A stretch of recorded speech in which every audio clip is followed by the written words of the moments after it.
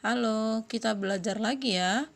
Hari ini kita mau belajar bab yang kedua, yaitu koordinat kartesius. Mari kita belajar. Yang akan kita pelajari di bab yang kedua ini, judulnya adalah koordinat kartesius. Baik, ini ada Ibu buatkan peta konsepnya. Jadi judul besarnya itu adalah koordinat kartesius atau sistem koordinat ya. Sistem koordinat di sini ini yang akan kita pelajari. Yang pertama, kamu dapat menentukan posisi titik. Ya, posisi titiknya terhadap titik asal atau nanti kamu tengok terhadap sumbu X dan terhadap sumbu Y. Sedangkan posisinya garis-garis ini nanti ada yang garis sejajar, ada garis berpotongan, dan ada juga garis yang tegak lurus. Topik pertama, itu kamu dapat menentukan posisi titik terhadap sumbu X dan sumbu Y. Oke, Ibu telah menggambarkan sebuah grafik kartesius. Ingat, grafik kartesius ini terdiri dari dua buah sumbu X dan sumbu Y. Sumbu X itu garis yang ditarik secara mendatar. Sumbu X ini juga disebut dengan absis. Sedangkan garis yang ditarik dari atas ke bawah itu disebut dengan sumbu Y atau biasanya disebut dengan ordinat. Oke, di gambar yang sudah Ibu buatkan ini ada terdapat 8 titik. Ada titik A, titik B, titik C, titik D, titik E, titik F, titik G, dan titik H.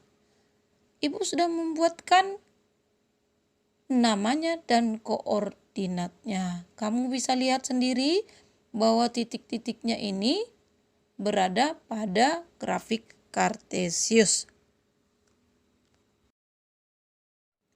Setelah kamu sudah melihat titik-titik tersebut dan koordinatnya sudah Ibu tuliskan, tentu kamu sudah dapat menghitung jarak setiap titik terhadap sumbu X, terhadap sumbu Y, dan ada juga yang disebut nanti kuadran. Oke, di sini sudah Ibu bantu kamu nak ya. Jadi titik A tadi itu titik koordinatnya min 2,1.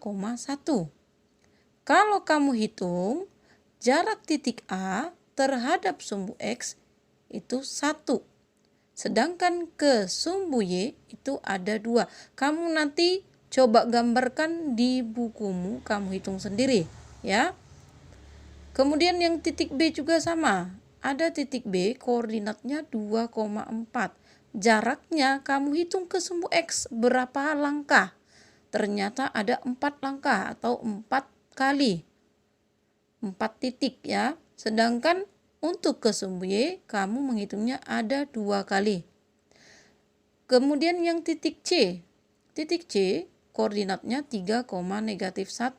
Jarak ke sumbu X-nya 1, jarak ke sumbu Y-nya ada 3. Ini sudah Ibu buatkan dari A sampai H.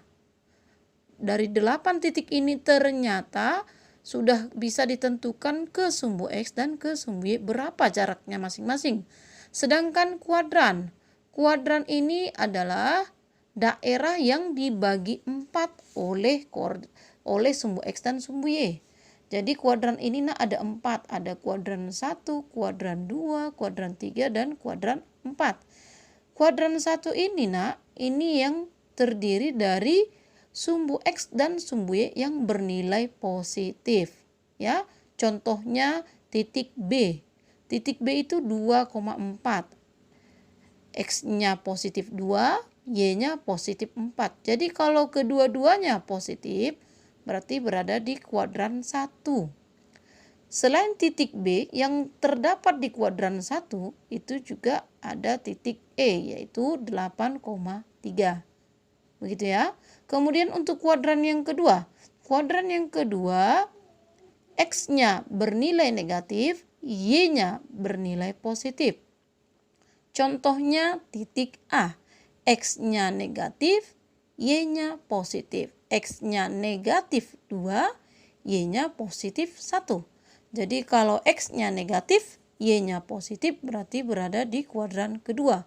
Contoh yang lain selain titik A yang berada di kuadran kedua adalah titik G, yaitu min 1,5. Begitu juga nanti kamu lihat di kuadran ketiga. Kalau kuadran ketiga dua-duanya negatif. X-nya negatif, Y-nya negatif, yaitu contohnya titik D, min 3, min 2. Selain titik D yang berada di kuadran ketiga itu adalah titik H, yaitu koordinatnya min 1, min 1. Berarti yang terakhir kuadran keempat itu sumbu X-nya bernilai positif, Y-nya bernilai negatif. Contohnya titik C. Titik C itu X-nya 3, Y-nya min 1, berarti berada di kuadran keempat. Selain titik C yang berada di kuadran keempat itu adalah titik F, yaitu 7, min 2. Baik nak, yang tadi materi kita tentang titik, berikutnya materi kita tentang garis ya. Garis-garis yang kita pelajari kali ini nak, itu adalah garis yang sejajar, garis tegak lurus, garis yang berpotongan. Oke, kita pelajari satu-satu ya. Yang pertama, garis-garis yang sejajar terhadap sumbu X dan sumbu Y. Ini ada dua gambar sudah Ibu buatkan. Yang gambar yang di sebelah kiri, itu kamu perhatikan nak, ada gambarnya itu garis L1, L2, L3, dan L4. Ini berwarna biru nak, nampak ya? Jadi 4 garis ini garis yang secara mendatar, lurus ya. Garis yang L1, L2, L3, dan L4 ini adalah garis-garis yang sejajar terhadap sumbu X. Berarti garis yang sejajar terhadap sumbu X, dia posisinya seperti sumbu X juga, mendatar ya. Boleh dia melewati sumbu Y di titik berapa saja.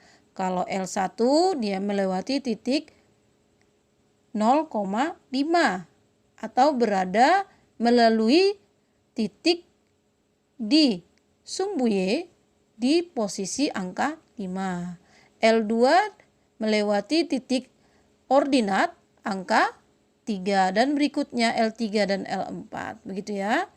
Kemudian untuk gambar yang kedua, kamu lihat di situ ada juga L1, L2, L3 dan L4, tetapi ini berwarna-warni ya.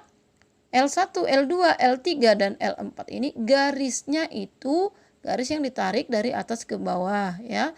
Berarti dia tegak. Garis yang tegak seperti ini adalah garis-garis yang sejajar terhadap sumbu Y. Jadi kalau sejajar itu sudah tahu ya nak ya. Kalau sejajar nanti kalau diluruskan misalnya sejajar terhadap sumbu X, garisnya itu mau dipanjangkan sepanjang apapun tidak akan bertemu. Jadi garis L1, L2, garis sumbu X, garis L3, garis L4 pada gambar yang di sebelah kiri, bagaimanapun caranya kalau kamu panjangkan tidak akan bertemu. Begitu juga gambar di sebelah kanan. L1, L2, L3, dan L4 beserta garis sumbu Y, kalau kamu panjangkan sepanjang apapun tidak akan bertemu. Itu artinya garis sejajar. Oke? Itu yang pertama. Garis yang kedua, garis yang tegak lurus. Tentu kalau tegak lurus itu biasanya kamu lihat gampangnya seperti membentuk koordinat kartesius. Atau dia ada sumbu tegaknya dan ada sumbu mendatarnya. Ya. Otomatis setiap garis yang sejajar, seperti lihat gambar di gambar yang pertama, L1 itu nak, L1 itu sejajar sumbu X, otomatis dia tegak lurus terhadap sumbu Y. Setiap garis yang sejajar terhadap sumbu X, dia otomatis tegak lurus terhadap sumbu Y.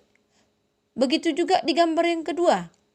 Garis L1, L2, L3, dan L4 ini empat-empatnya garisnya sejajar dengan sumbu Y. Otomatis tegak lurus terhadap sumbu X. Ya. Bisa dipahami ya, Nak? Berikutnya, yang ketiga, garis-garis yang saling sejajar tetapi tidak saling tegak lurus terhadap sumbu X dan sumbu Y. Berarti nanti garisnya kamu tidak akan menjumpai mendatar atau tegak, ya. Kalau untuk nomor 3 ini gambarnya Ibu buatkan di sebelah kanan, ya. Ada garis L dan garis M.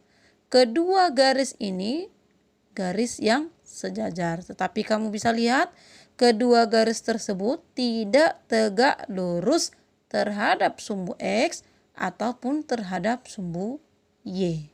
Sedangkan yang nomor 4, garis-garis yang berpotongan dengan sumbu X dan sumbu Y. Jadi garis L dia memotong sumbu X dan sumbu Y sekaligus, tidak sejajar, ya, dan tidak tegak lurus. Ada garis L, ada garis M. Setelah Ananda sudah mendengarkan penjelasan dari Ibu dan sudah mengerti apa yang sudah Ibu jelaskan, Ananda, Ibu harapkan untuk melihat buku BOS halaman 66 sampai dengan halaman 70. Silahkan dikerjakan ya, Nak. Ibu tidak menyuruh kamu mengumpulkan, tetapi Ibu menyuruh kamu mengerjakan. Oke anak-anak Ibu, demikianlah pelajaran kita. Semoga bermanfaat. Kalau masih ada yang kurang mengerti, silahkan diulang-ulang pelajaran ini. Jangan lupa, Nak, kamu tulis di catatanmu. Nanti ada waktunya Ibu menyuruh mengumpulkan catatan untuk penilaian untuk Ibu, ya.